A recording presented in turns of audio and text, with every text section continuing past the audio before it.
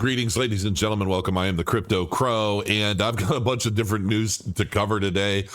Is Bitcoin going to continue going up? What's happening? There's definitely some news in the market about what's going on with Bitcoin's price, the CME futures market, and everything else. BitBoy is apparently scheduled to fight again in December against somebody much taller than him. I don't know anything about that yet, but we're going to watch a little clip of their standoff. I guess this is happening soon. Got a lot of stuff to cover, so we're just going to go over what's happening in the news tonight. So we're looking at Bitcoin, obviously, right behind me, and you can see the price has been moving up. With the Fed cutting interest rates by half a point or 50 basis points, however you want to call it, you can see that the momentum has been going up. But I was watching the charts here, and it was pretty obvious to me. I thought, you know what, this is dead even for the most part in terms of the bullish or bearish liquidity sentiment, right? Like basically what's going on in the market. And you can see this is basically dead even. Now, the last time we peaked up here, I'm pretty sure this was a little more bearish, which caused the price to dump again down from, around the $64,000 mark. We got wicked all the way down to 52,000 before we turned around and tried again. And I even posted recently in Discord in the Lux Algo, because this bullish bearish liquidity bar indicator is part of the Lux Algo suite. I like it. I use a kind of a combination of Lux Algo and Market Cipher. Crypto Faces Market Cipher, like these periods, the red X's for manipulation and all that stuff, the red diamond. And then you've got the indicators down here that show money flow. And, basically before this happened, I thought, we're probably going to pause here once we reach the $63,000, $63,500 level. And we might get a retracement back before we head up again. But this is so dead even. Anything could honestly happen from here. But there's some other things that I'm going to show you. So this is on Twitter. Ki Young Ju, I think is his name. I'm really bad with foreign names. You guys know that. I'm sorry. But anyway, he posted recently on Twitter, institutions are no longer aggressively shorting Bitcoin. CME futures net positions have declined by 75% over the past 5 months, which basically breaks down the fact that you can see the number of short positions have been just declining. The overall market sentiment, I think especially now with the Fed rate cuts, ultimately means we should start moving up. And if we look at historical price data of Bitcoin, September is generally not the best month, especially during a non-halving cycle period. So we've already had our halving. We've had a new all-time high because of the Bitcoin spot ETFs. So that drove us up to a new all-time high before the halving. Then we had the halving. We started to work our way back down into the 50s, and now we're working our way back up. Now we have this new rate cut and things. And I want to make a point too in this, that I did a video a little while back. I don't know how many months back it was, basically discussing quantitative easing, the interest rates, and so forth, because a lot of people were really crashing down on Benjamin Cowan. Now, I've always liked Benjamin Cowan, and I'm pretty sure I was one of the first people to kind of discover Benjamin, and I had him on the channel, and I tried to help him build some exposure, and then he just took off, and now he's like getting close to 1 million views. Congratulations to him. He does really, really amazing work. And what he does is he keeps it all to the numbers, right? He doesn't allow like he's a math PhD. I mean, he's a very, very intelligent guy. I really like him a lot. And he has really cool meet and greet parties too, all over the world, by the way, which are really cool. But the fact of the matter is that a lot of people were dumping on him when he was basically calling for lower lows at the time, when everyone else was wanting to be bullish. But he was right. And he was basically saying that for as long as interest rates are up and everything is up, that we're not going to have this big bull run market that everybody's wanting to have. And it's not going to be until interest rates start getting cut and there's more money available in the ecosystem or the economy that starts pumping these prices up, both in Bitcoin and the altcoin markets. And he did a whole video about it, and everybody flamed the hell out of him for it, but he was right. And I've done similar videos in the past, and I didn't get as much hate for it, I think probably because I just don't have as many followers as him. But ultimately, he's very right. And now that we're cutting interest rates, and we're likely going to start seeing a new interest rate cut every month for probably at least the next few months, that is further going to lower the cost of money. People are going to be able to borrow again. People are going to be able to start moving money around more freely than they've been able to lately. And so I think that's going to play a really big role in this. So I'm actually pretty excited about what's going on. Now, Cardano founder Charles Hoskinson is set to meet Argentinian President Javier Milei. Now, for those of you that don't know who this guy is, they basically call this guy like the Argentinian Trump. He basically overtook Argentina by a landslide, and he's basically a very right-wing guy. He's like a no bullshit kind of guy, and he's just like, we got to turn this ship around. And he was dealing with a lot of the same kind of stuff that Trump is now and has been for a while, but he won, and it was overwhelming. And I mean, it was actually a really big deal if you're not familiar. But Charles Hoskinson plans to meet with Argentina President Javier Milei to discuss how blockchain can rewrite global economic and political systems. I would love to see what comes from this. Now, my guess, though, with this is that it's not only going to be a meeting about Cardano, but I am sure that there's going to be some midnight injected into this conversation because of the different use cases. Midnight serves different purposes than Cardano itself. You have to remember that. Cardano is this big layer one. Now, obviously, Midnight's a layer one as well, and it's a partner chain, side chain, however you want to talk about it. But ultimately, Midnight is for like these zero knowledge proofs, basically being able to utilize identification and things on the blockchain in a way that protects the user's identity while still being able to reveal and utilize the information. There's actually something else that I showed on here. This is a new thing. I'm going to have to go to my profile and share this with you.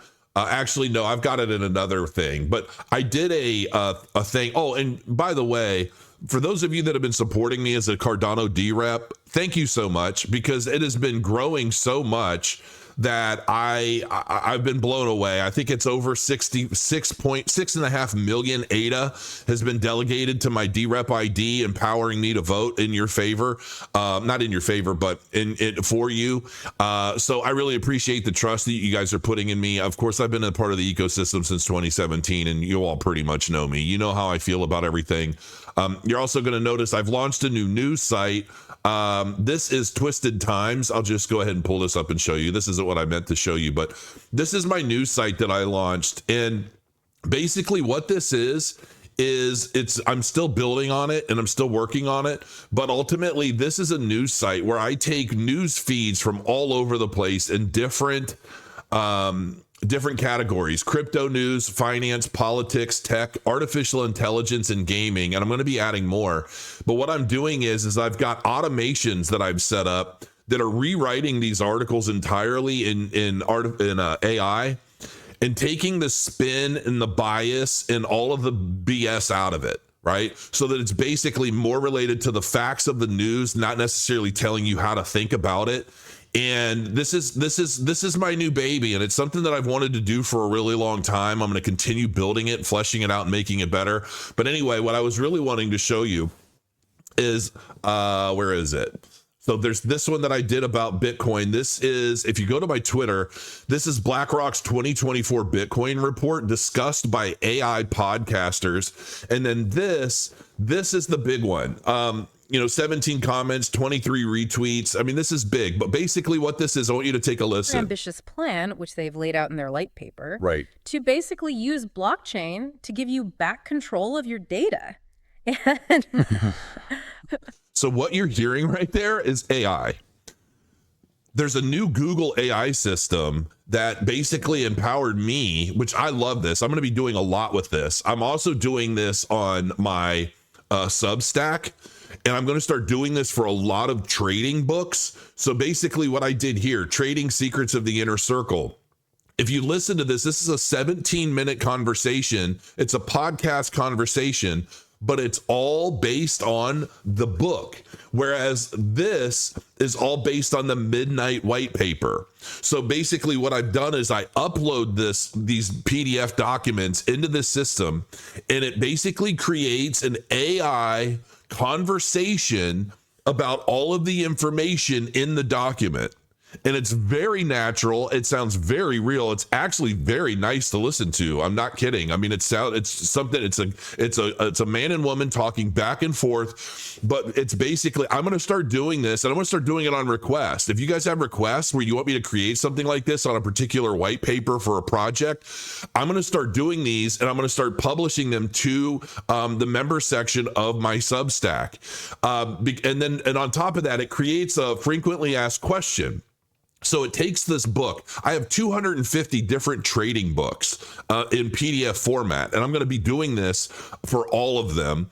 And basically, it takes the book, it creates basically a 17 to 20 minute conversation you can listen to and learn of all of the different things in the book. But then it also creates a frequently asked question, and it teaches you how to do things. It's insane. It's insane technology. You're going to want to check those out. But I'm going to be doing those for white papers, trading books, a lot of stuff, and I'm going to be publishing them in my Substack. So if you want to just be able to listen to a white paper in conversational form instead of reading through a bunch of crap that bores you to tears, you're going to be able to start doing that now, and I'm going to make sure that you're able to. But you can listen to this. This is 17 and a half minutes long. They're generally around 17 minutes. The one that I did up here this is BlackRock's 2024 Bitcoin report. It's the same thing. This is only about 8.5 minutes. The report's not that long. So check those out. Make sure you're following me on Twitter if you're not already. But this is Midnight in conversation with some podcasters or what have you. But 100% of Midnight's night tokens are going to the community. Now, especially if you listen to this podcast, you're going to know all kinds of stuff about Midnight you never knew before. I encourage you to listen to it. It's actually really good. But ultimately, this is what they're planning on doing with Midnight's token launch. I'll add one more thing. A lot of people think about, tokens as some sort of a game or a play where the investors or the insiders get the inside track. That's not going to be the case here. Midnight is all about the community. Our token distribution will include 100% of the supply will be given out to the community and have an opportunity for them to come and participate. So we look forward to seeing the community step up and take part and become part of the story. So what he's talking about is they're going to take 100% of the night tokens and they're going to distribute them cross-chain to over 135 million wallets. Okay.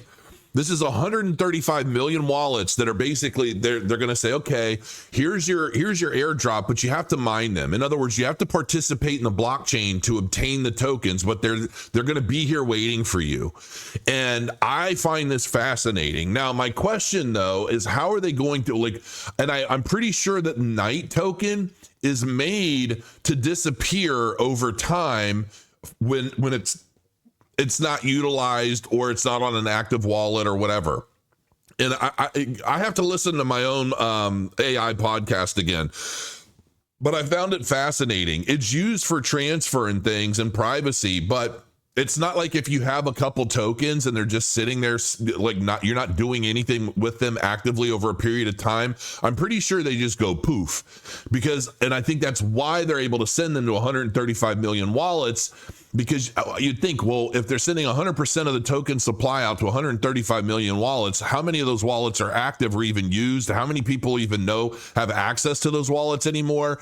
Because we know, I have wallets I created 5-6 years ago. Maybe somewhere I've got access to log into them. I don't keep track of them, especially if I'm not using them for anything. So what happens to a bunch of tokens that get sent to a bunch of wallets that aren't even used anymore, or people lost access to them or lost their keys or whatever? And I think that's a part of how they're going about that. So that'll be really interesting to see. But ultimately, this is going to be a really big boon, not only to Midnight's adoption early on, but to Cardano as its partner chain. So I'm really excited about seeing where this goes. I don't think we have any firm information yet as to launch dates or when exactly this is going to happen. I don't even think we have any information yet on exactly what participation means yet to be able to claim those airdrop tokens to whatever wallet. But I know that a lot of bridges are in place. There's a lot of stuff happening in the Cardano ecosystem. And I know that's why a lot of the folks in the Solana camp are really getting nervous. They're getting more aggressive with their FUD and their lies and all of the, because they know they can feel it brewing and you can see it. You can see it across the board. And so I'm actually getting more and more excited and more bullish on Cardano and Midnight as we continue to move further into the year. So, and then finally on this, I can't believe this is happening. I don't know who this guy is, but this is a standoff video of BitBoy and a guy named Black Noise 06. I think that's his Twitter handle. So this is going to be on CFN. This is CFN 5. So I guess this isn't going to be like a karate combat event. This is going to be another boxing event. So we'll check this out real quick. You are watching this right now, folks. CFN Dubai, December 6th, your main event. Ansem versus BitBoy. This is a main event you don't want to miss, folks. Once again, Crypto Fight Night Dubai, December 6th. Get ready, it's gonna be wild.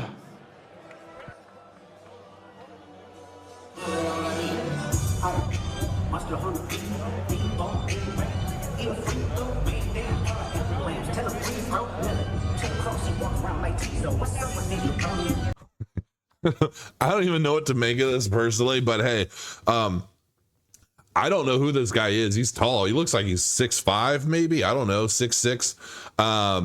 But from what I gather, he fought in a boxing match before and did terribly. So I don't really know what to expect with this. But he's tall, so he's gonna have a really long reach on Ben. And you know, like black guys in general generally have really long reach, man. Like my wife's sister's husband, he's a black dude, super cool dude, but his reach is so long. I think he might be 6'2", and he's probably got like a 7.5 foot arm span. It's crazy. He's not a fighter, he's an engineer, but he's a military guy. But anyway, but yeah, and it's like a lot of these guys, man, they just have super long reach. And Ben's not that tall, and he doesn't really have much of a reach. So I'll be very interested. I can definitely see Ben trying to figure out how to get inside on this guy so that he can avoid those hands. It'll be entertaining, I'm sure. So, you know, we'll see what happens. I also saw something recently to the effect that Ben was yelling at somebody at a thing. I'm not sure what it was. I think it was I don't know if they were in Singapore or some kind of event. I'm pretty sure it was a crypto event. And, you know, Ben was like yelling and cussing somebody out, something professor. I don't know who the crypto professor, maybe. I don't know who that is. So, I mean, he's definitely hyping up his fight and, you know, these announcements are happening. So make sure you join my Substack if you haven't already. I'm going to be publishing a lot of really cool stuff in there. And yeah, you know, we'll see what happens here with Bitcoin's price, but I can see us maybe retracing just a little bit before we maybe start working our way back up. Sentiment is changing. We're closing in. We're at September 19th. As we get closer to the end of the month, I'm really hoping to see a bullish sentiment really start to formulate here. And I really, really am hoping and expecting to see a really good October. We really need it. Capitulation is here, man. Like we have been down and beat up and drug out for so long now, and everybody's stressed. It's time we start getting a little bit of a turnaround in the market, start making everybody feel a little bit better, validate all of the entries that we've made over the past couple of years, things that we've been accumulating. We really need to start leaving the meme coin markets alone. They played their toll, they played their role, and that should just be a done thing at this point. We really need to start focusing on the more solid fundamentally sound projects, not the smoke and mirrors crap or the pipe dream shit. We really need to start focusing on the true technology that's going to help transform the world as we continue to move forward into 2025. I am the Crypto Crow. Thanks for joining me, folks. Until next time, crow your coins, and I'll see you soon.